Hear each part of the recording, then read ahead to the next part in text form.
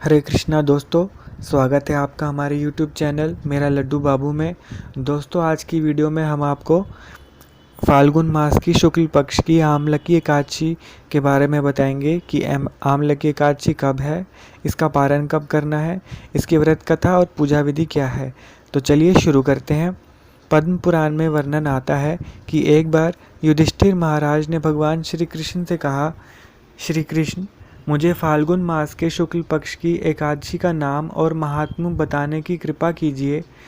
भगवान श्री कृष्ण बोले, महाभाग धर्मनंदन, फाल्गुन मास के शुक्ल पक्ष की एकादशी का नाम आमलकी है।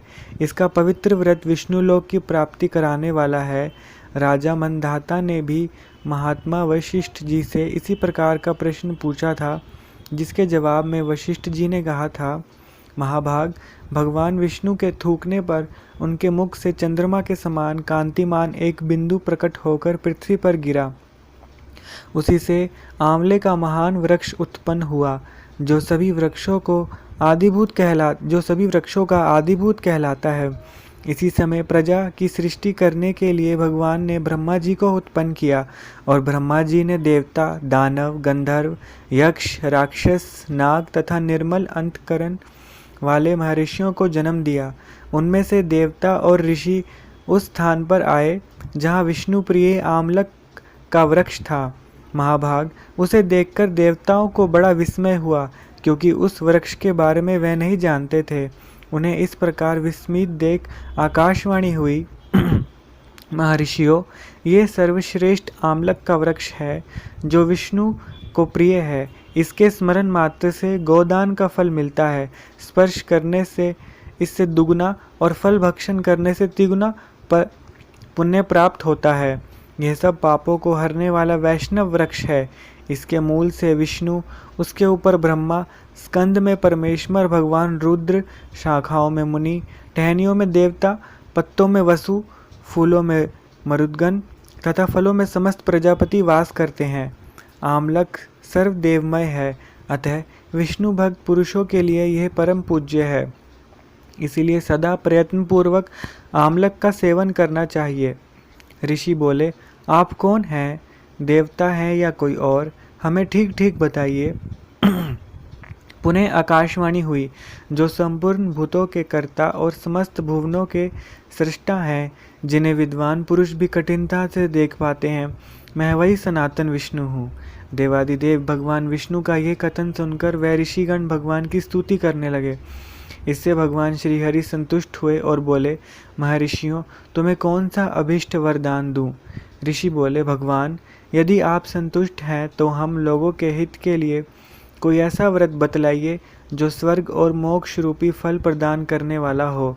तब भगवान श्री विष्णु जी बोले, महर्षियों, फाल्गुन मास के शुक्ल पक्ष में यदि पुष्य नक्षत्र से युक्त एकादशी हो तो वह महान पुण्य फल देने वाली होती है और बड़े बड़े पातकों का नाश करने वाली होती है। इस दिन आंवले के वृक्ष के पास जाकर वहां रात्रि में जागरण करना चाहिए। इससे मनुष्य सब पापों से छूट जाता है और सहस्त्र गोदान का फल प्राप्त करता है। विप्रगण, यह व्रत सभी व्रतों में उत्तम है, जिसे मैंने तुम लोगों को बताया है। ऋषि बोले, भगवान, इस व्रत की विधि बताइए। इसके देवता और मंत्र क्या हैं? पूजन कैसे करें? उस समय स्नान और दान कैसे किया जाता है? भगवान श्री विष्णु जी ने कहा, द्विजवरों, इस एकादशी को व्रती प्रातःकाल दंत धावन करके यह संकल्प करे कि हे पुंडरीकाक्ष, हे अच्युत, मैं एकादशी को निराहार रहकर दूसरे दिन भोजन करूंगा। आप मुझे शरण में रखें। ऐसा नियम लेने के बाद पतित, चोर, पाखंडी, दुराचारी, गुरु पत्नीगामी तथा मर्यादा भंग करने वाले मनुष्यों से वह वार्तालाप ना करे। अपने मन को वश में रखते हुए नदी में, पोखरे में, कुएं पर अथवा घर में ही स्नान करे। स्नान के पहले शरीर में मिट्टी लगाए। मृत्तिका लगाने का मंत्र, अश्व क्रांते रथ क्रांते विष्णु क्रांते वसुंधरे, मृति के हर में पापम जन्म कोट्याम समर्जितम। वसुंधरे, तुम्हारे ऊपर अश्व और रथ चला करते हैं तथा वामन अवतार के समय भगवान विष्णु ने भी तुम्हें अपने पैरों से नापा था। मृतिके, मैंने करोड़ों जन्मों में जो पाप किए हैं, मेरे उन सब पापों को हर लो। स्नान का मंत्र। तव मातः सर्वभूतानां जीवनम तत्तु रक्षकम स्वेदज्जोभिजातीनां रसानां पत्ये नमः। स्नानोऽहं सर्वतीर्थेषु हृद्प्रसर्वनेषु च नदीषु देव खातेषु इदं स्नानं तु मे भवत। जल की अधिष्ठात्री देवी माता, तुम संपूर्ण भूतों के लिए जीवन हो, वही जीवन जो स्वेदज और उद्भिज जाति के जीवों का भी रक्षक है। तुम रसों की स्वामिनी हो, तुम्हें नमस्कार है। आज मैं संपूर्ण तीर्थों, कुंडों, झरनों, नदियों और देव संबंधी सरोवरों में स्नान कर चुका। मेरा ये स्नान उक्त सभी स्नानों का फल देने वाला हो। विद्वान पुरुष को चाहिए कि वह परशुराम जी की सोने की प्रतिमा बनवाए। प्रतिमा अपनी शक्ति और धन के अनुसार 1 या आधे मासे सुवर्ण की होनी चाहिए। स्नान के पश्चात घर आकर पूजा और हवन करें। इसके बाद सब प्रकार की सामग्री लेकर आंवले के वृक्ष के पास जाएं। वहाँ वृक्ष के चारों ओर की जमीन झाड़ बुहार लीप पोत कर शुद्ध करें। शुद्ध की हुई भूमि में मंत्र पाठ पूर्वक जल से भरे हुए नवीन कलश की स्थापना करें। कलश में पंचरत्न और दिव्य गंध आदि छोड़ दें। श्वेत चंदन से उसका लेपन करें। उसके कंठ में फूल की माला पहनाएं। सब प्रकार के धूप की सुगंध फैलाएं। जलते हुए दीपकों की श्रेणी सजा कर रखें। तात्पर्य यह है कि सब ओर से सुंदर और मनोहर दृश्य उपस्थित करें। पूजा के लिए नवीन छाता, जूता और वस्त्र भी मंगाकर रखें। कलश के ऊपर एक पात्र रखकर उसे श्रेष्ठ खीलों से भर दें। फिर उसके ऊपर परशुराम जी की मूर्ति स्थापित करें। विशोकाय नमः कहकर उनके चरणों की, विश्वरूपिणे नमः से दोनों घुटनों की, उग्राय नमः से जांघों की, दामोदराय नमः से कटिभाग की, पद्मनाभे नमः से उदर की, श्रीवत्सधारिणे नमः से वक्षस्थल की, चक्रीणे नमः से बाईं बाह की, गदीने नमः से दाहिने बाह की, वैकुंठाय नमः से कंठ की, यज्ञमुखाय नमः से मुख की, विशोकनिधये नमः से नासिका की, वासुदेवाय नमः से नेत्रों की, वामनाय नमः से ललाट की, सर्वात्मने नमः से संपूर्ण अंगों तथा मस्तक की पूजा करें। ये ही पूजा के मंत्र हैं। तदंतर भक्ति युक्त चित्त से शुद्ध फल के द्वारा देवादिदेव परशुराम जी को अर्घ प्रदान करें। अर्घ का मंत्र इस प्रकार है। नमस्ते देव देवेश जामंदज्ञ नमोस्तुते गृहनार्दभ्यमिमं दत्तमाल लक्यायुत हरे। देव देवेश्वर जमदग्नि नंदन श्री विष्णु स्वरूप परशुराम जी, आपको नमस्कार है, नमस्कार है। आंवले के फल के साथ दिया हुआ मेरा ये अर्घ ग्रहण कीजिए। तदंतर भक्ति युक्त चित्त से जागरण करें। नृत्य, संगीत, वाद्य, धार्मिक उपाख्यान तथा श्री विष्णु संबंधी कथा वार्ता आदि के द्वारा वह रात्रि व्यतीत करें। उसके बाद भगवान विष्णु के नाम ले लेकर आमलक वृक्ष की परिक्रमा 108 या 28 बार करें। फिर सवेरा होने पर श्री हरि की आरती करें।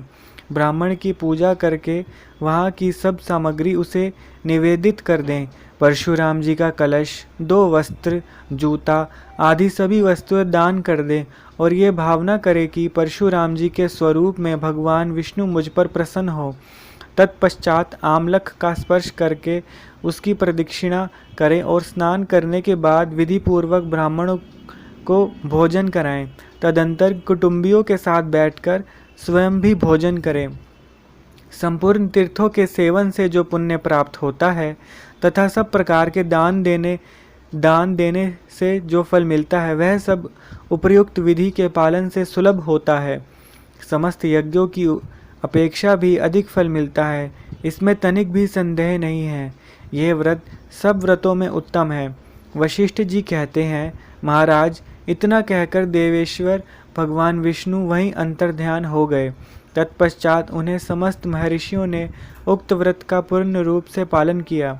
नृपश्रेष्ठ, इसी प्रकार तुम्हें भी इस व्रत का अनुष्ठान करना चाहिए।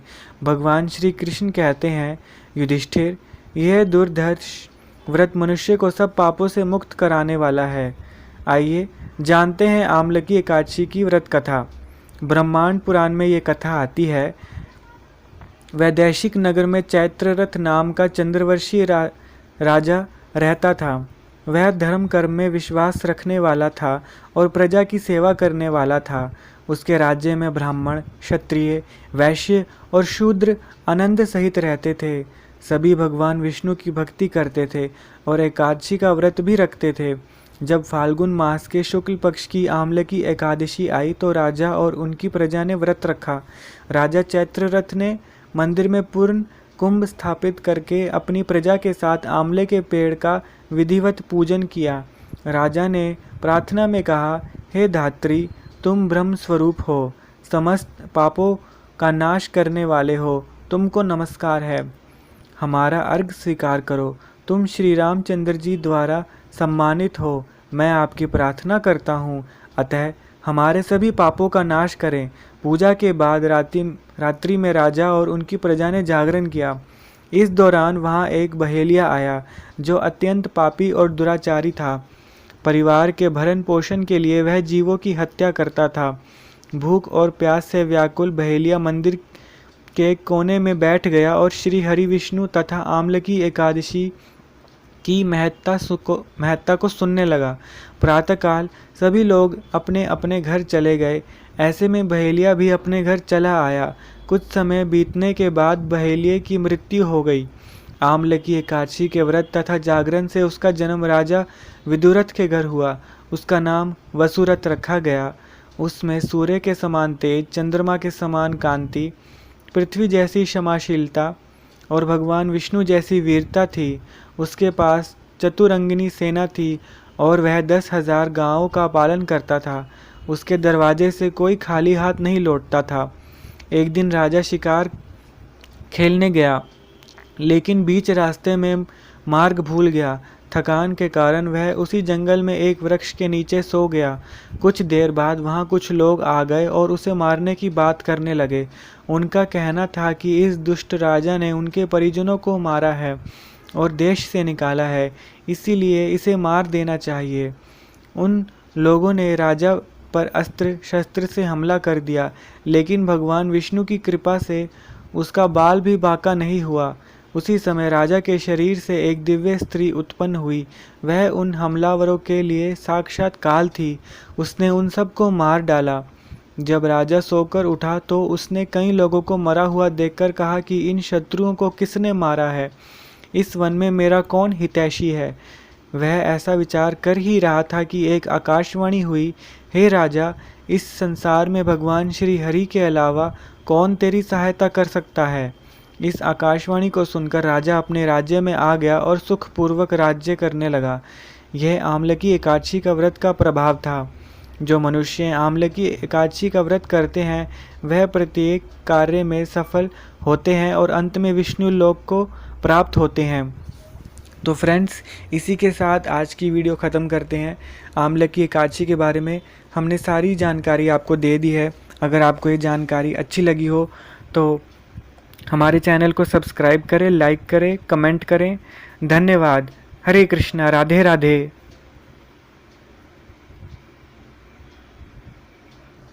हरे कृष्णा।